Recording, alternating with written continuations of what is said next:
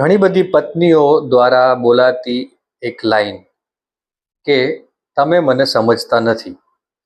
પુરુષ એ નથી સમજી શકતો કે હું આની કઈ વાત સમજતો નથી. મને તો બધું જ સમજણ પડે છે, હું તો બહારના લોકોને આટલું હેન્ડલ કરું છું, હું આટલો હોશિયાર છું, તો મને આની કઈ વાત સમજણ પડતી નથી.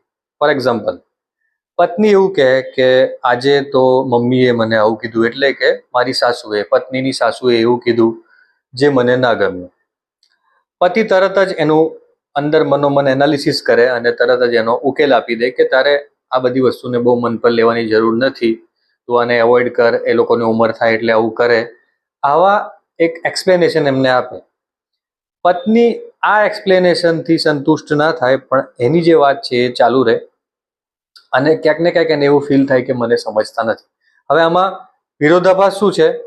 પુરુષ જે છે એ હંમેશા ફેક્ટ આધારિત વિચારતો હોય, એટલે કે તથ્યો આધારિત વિચારે, શું બન્યું છે એના પર વિચાર કરશે.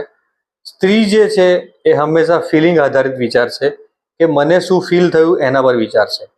પુરુષ તરત સોલ્યુશન આપશે, હા તમારું સોલ્યુશન કામમાં આવશે, પણ ક્યારે આવશે? જ્યારે તમે સામેવાળાની વાતને શાંતિથી સાંભળીને સમજશો અને કહેશો કે હા હું સમજી શકું છું કે તને આ વાતથી દુઃખ થયું હશે અને તારાથી આ વસ્તુને સહન કરવી ખૂબ અઘરી પડી હશે.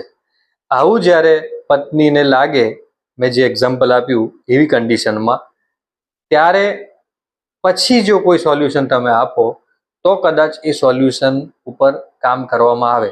સીધે સીધું સોલ્યુશન એવું છે કે તમે હજી જમ્યા નથી અને તરત જ તમે સીધું એમને હાથ ધોવડાવીને પાણી પીવડાવી દીધું, તો સંતોષ નહીં થાય.